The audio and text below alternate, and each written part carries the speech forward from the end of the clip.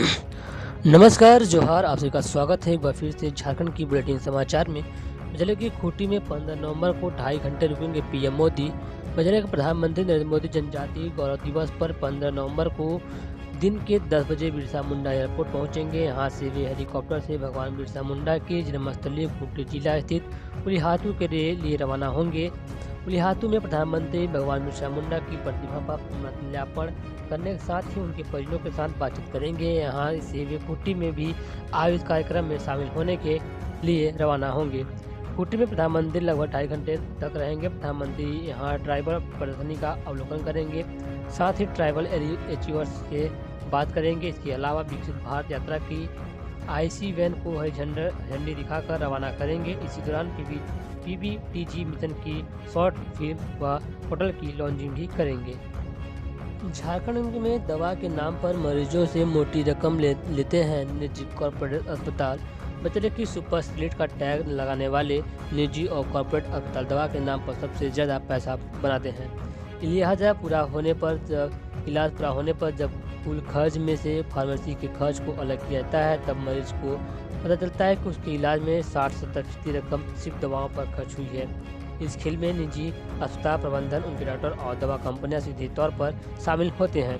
वहीं पैकेजिंग में उपलब्ध कराई गई दवाओं से ज़्यादातर इंजेक्शन होता है, जिस पर अस्पताल प्रबंधन को 60 से 70% तक मार्जिन मिलता है। सूत्रों के अनुसार किसी निजी या कॉर्पोरेट अस्पताल की CCU का ICU में भर्ती मरीजों को इलाज में न्यूरोपेन और पेरोपेनम के इंजेक्शन का इस्तेमाल सबसे ज़्यादा होता है।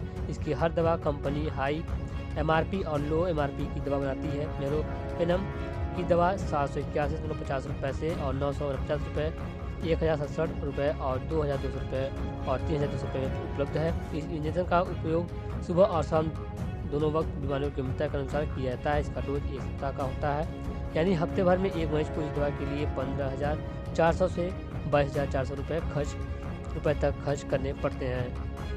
महेंद्र सिंह धोनी के नाम पर झांसा देकर 1.5 साल के बच्चे को अगवा कर 1,20,000 में बेचा, 8 लोग अरेस्ट किए गए हैं। ये खबर झारखंड के रांची से जारी है। भारतीय क्रिकेट टीम के पूर्व कप्तान महेंद्र सिंह धोनी से पैसा और आवास दिलाने का झांसा देकर भीख मांगने वाली महिला के 1.5 साल के बच्चे को अगवा करने वाले 8 आरोपियों को पुलिस ने गिरफ्तार कर लिया है। आरोपियों ने यह बच्चा 1,20,000 रुपये में इटखोरी के एक दंपति को बेच दिया था। गिरफ्तार किए गए आरोपियों में मधुकम शास्त्री चौक निवासी विनय वर्मा, सिमडेगा के रटई टांगा निवासी सलूजा बेगम, रामगढ़ के बांका टोला निवासी कृष्णा मिश्रा उप अशोक मिस्त्री, सनहो निवासी गीता मुंडा, साजिद अंसारी उप बबलू चतरा के इटखोरी निवासी दंपति मैन शाह व कुंती देवी के अलावा वहीं की सरिता देवी शामिल है। पुलिस ने अगवा किए गए बच्चे और वारदात में इस्तेमाल की गई बाइक बरामद कर ली है। यह जानकारी ASSP चंदन कुमार सिन्हा ने सोमवार को प्रेस वार्ता में दी थी। इस दौरान सिटी SP अशोक कुमार मेहता, अरोड़ा थाना प्रभारी ब्रिज कुमार व दरोगा अनिमेश भी मौजूद थे। तो को CM हेमंत सोरेन ने अबुआ बीज दिसोम अभियान की शुरुआत। वनों पर निर्भर रहने वाले आदिवासियों को मिलेगा लाभ। झारखंड में सोमवार को अबुआ बीज दिसोम अभियान की शुरुआत हुई है। मुख्यमंत्री हेमंत सोरेन ने इस योजना का शुभारंभ किया। इस अभियान के तहत वनों पर निर्भर रहने वाले आदिवासियों को वनाधिकार पट्टा दिया जाएगा। इसके तहत अनुमंडल व जिला स्तर पर वनाधिकार समितियों का गठन किया गया है। यह समितियां वनाधिकार पट्टा किसे दिया जाना है, इसकी अनुशंसा करेंगी। बाजले के गिरिडीह में मरीजों की जान से खिलवाड़ करने पर क्या हुआ जब अस्पताल कर्मियों ने डायलिसिस करने से किया इनकार। बाजले के गिरिडीह अस्पताल में स्थित डायलिसिस सेंटर के कर्मियों को पिछले कुछ माह से वेतन का भुगतान नहीं हो रहा था, जिसके कारण सोमवार से डायलिसिस सेंटर के कर्मियों ने सदर अस्पताल में मरीजों का डायलिसिस करना अचानक बंद कर दिया। जैसे ही मरीजों को जानकारी मिली कि सदर अस्पताल में उनका डायलिसिस नहीं किया जाएगा, तो सभी मरीज और मरीज के परिजन सदर अस्पताल के मुख्य गेट के बाहर बैठ गए और सिविल सर्जन के खिलाफ नारेबाजी करने लगे। जिले के अलग अलग प्रखंडों के डायलिसिस कराने आए मरीज परेशान हो गए। मरीजों के साथ उनके परिजन भी परेशान थे। ऐसे में जमीन पलटे और मरीज को लिए गेट पर खड़े हो गए। कुछ मरीज सड़क पर ही लेट गए। सभी की हालत खराब थी। मधे के सदर अस्पताल में राष्ट्रीय स्वास्थ्य मिशन और संजीवनी डायलिसिस सेंटर के द्वारा मरीजों का निःशुल्क डायलिसिस कराया जाता है, लेकिन पिछले कुछ माह से डायलिसिस सेंटर के कर्मियों को वेतन का भुगतान नहीं किया जा रहा है। अमृत भारत स्टेशन योजना के तहत पिस्का स्टेशन का चयन धनबाद एलएलपी एक्सप्रेस में बढ़ा सीटों का कोटा।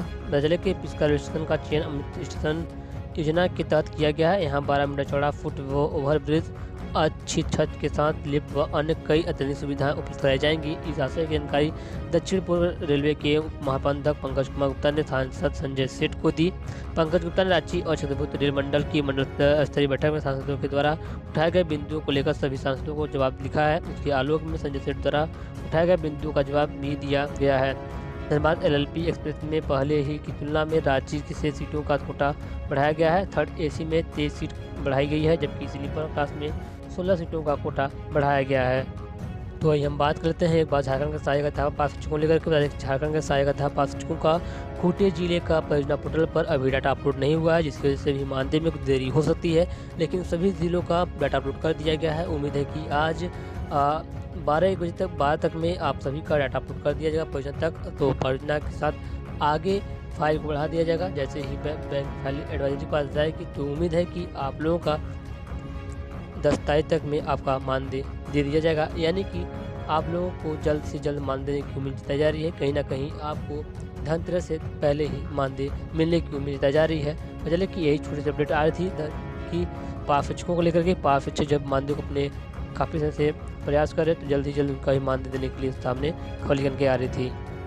तो दूसरी वो छत्तीसगढ़ के सुकमा में मतदान के बीच आईईडी विस्फोटक, नक्सलियों ने बिछाई थी बारूदी सुरंग। बचले के छत्तीसगढ़ विधानसभा का चुनाव के पहले चरण के लिए आज मतदान हो रहा है। इसी बीच राज्य के अति नक्सल प्रभावित क्षेत्र सुकमा जिले में आईईडी विस्फोट हुआ। नक्सलियों द्वारा बिछाए गए आईईडी पर पैर पड़ते ही केंद्रीय रिजर्व बल सीआरपीएफ का एक जवान घायल गया।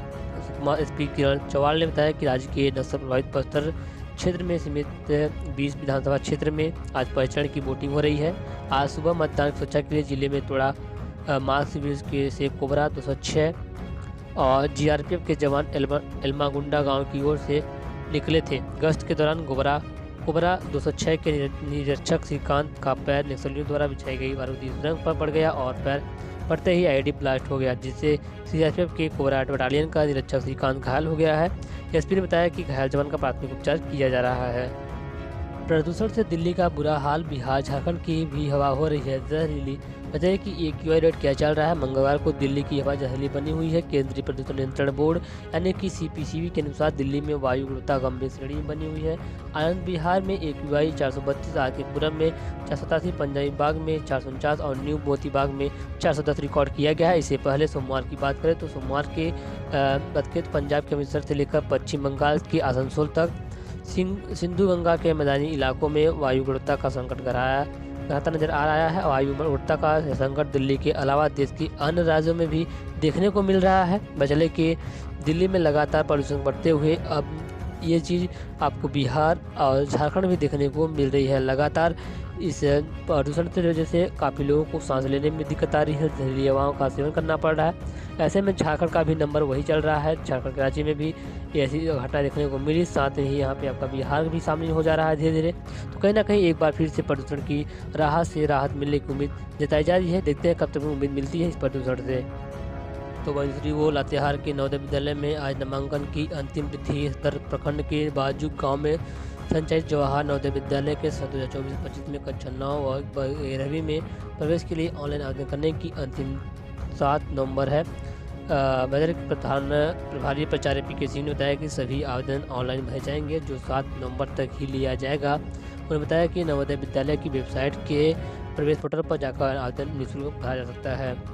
तो दूसरी वो DGP ने धनबाद SSP व बोकारो DIG को किया आज तलब।